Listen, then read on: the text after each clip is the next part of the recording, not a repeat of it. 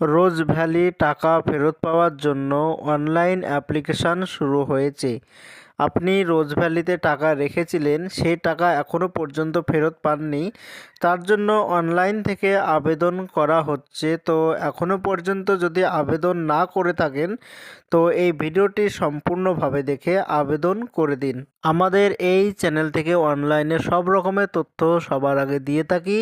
চ্যানেলটিকে সাবস্ক্রাইব করে পাশে থাকবেন যাতে নতুন নতুন তথ্য আপনার কাছে পৌঁছে যায়। রোজ ভ্যালি একটি চিট ফান্ড কোম্পানি। এই কোম্পানিতে অনেকে টাকা রেখে ফেঁসে গিয়েছে, তাদের টাকা এখনও পর্যন্ত ফেরত পাওয়া যায়নি। তবে অনলাইন প্রসেসিং এখনও হচ্ছে, অনলাইনে আবেদন করা হচ্ছে। তো অনলাইনে আবেদন করার জন্য আপনার মোবাইল কিংবা কম্পিউটার থেকে যে কোনো একটি ব্রাউজার ওপেন করতে হবে। সার্চ অপশানে এসে লিখতে হবে রোজ ভ্যালি এডিসি, এটি লিখে সার্চ করে দেবেন। প্রথমে যে লেখা দেখতে পাচ্ছেন রোজ ভ্যালি অ্যাসেট ডিপোজাল কমিটি লেখা দেখতে পাচ্ছেন, এইটাতে ক্লিক করে দেবেন। এটাই হচ্ছে রোজ ভ্যালির অফিসিয়াল ওয়েবসাইট। এখান থেকে আপনাকে আবেদন করতে হবে। তো আবেদন করার জন্য ওপরে দেখতে পাচ্ছেন আপলোড সার্টিফিকেট লেখা দেখতে পাচ্ছেন, এটাতে ক্লিক করে দেবেন।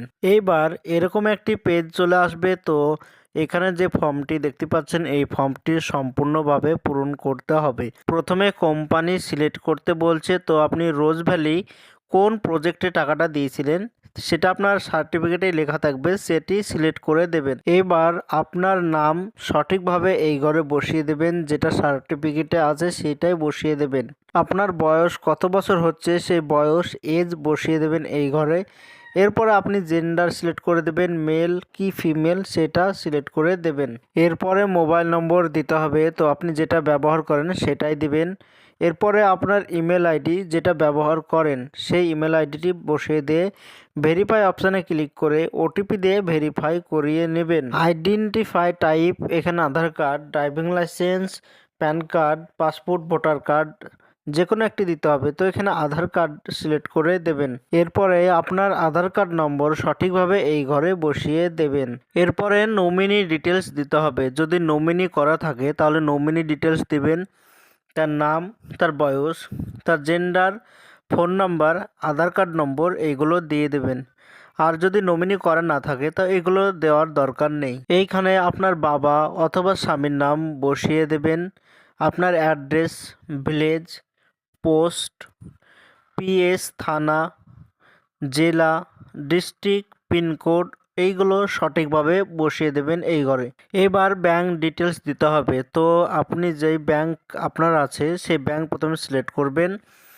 এরপরে আপনার ব্রাঞ্চের নেম, কোথাকার ব্রাঞ্চ দিয়ে দেবেন। এরপরে আপনার ব্রাঞ্চ কোড দিয়ে দেবেন। আপনার সেভিংস অ্যাকাউন্ট নম্বর, আপনার যে ব্যাংকের অ্যাকাউন্ট নম্বর আছে সেই অ্যাকাউন্ট নম্বর সঠিকভাবে এই ঘরে বসিয়ে দেবেন এবং ব্যাংকের আইএফসি কোড যেটা আপনার ব্যাংকের বইয়ের পাতায় লেখা আছে আইএফসি কোড সঠিকভাবে বসিয়ে দেবেন। এবার আপনার ইনভেস্টমেন্ট সার্টিফিকেট নম্বর যেটা আপনার সার্টিফিকেটে লেখা আছে সার্টিফিকেট নম্বর বসিয়ে দেবেন।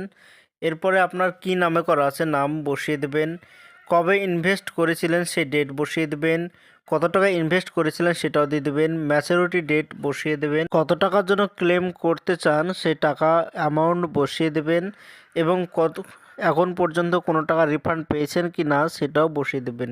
এগুলো সঠিকভাবে বসিয়ে দেওয়ার পর নিচে যে কন্টিনিউ ফর ডকুমেন্ট আপলোডে ক্লিক করে দেবেন। এরপরে আপনার ডকুমেন্ট সঠিকভাবে আপলোড করে দেবেন। আপলোড করে দিলে অ্যাপ্লিকেশান সাকসেসফুলিভাবে হয়ে যাবে। যদি টাকা ফেরত দেয় তাহলে আপনাকেও দেবে। তো এটা ছিল আজকের জন্য ছোট্ট ভিডিও। এরকম নতুন নতুন তথ্য দিয়ে থাকি, সাবস্ক্রাইব করে আমাদের পাশে থাকবেন।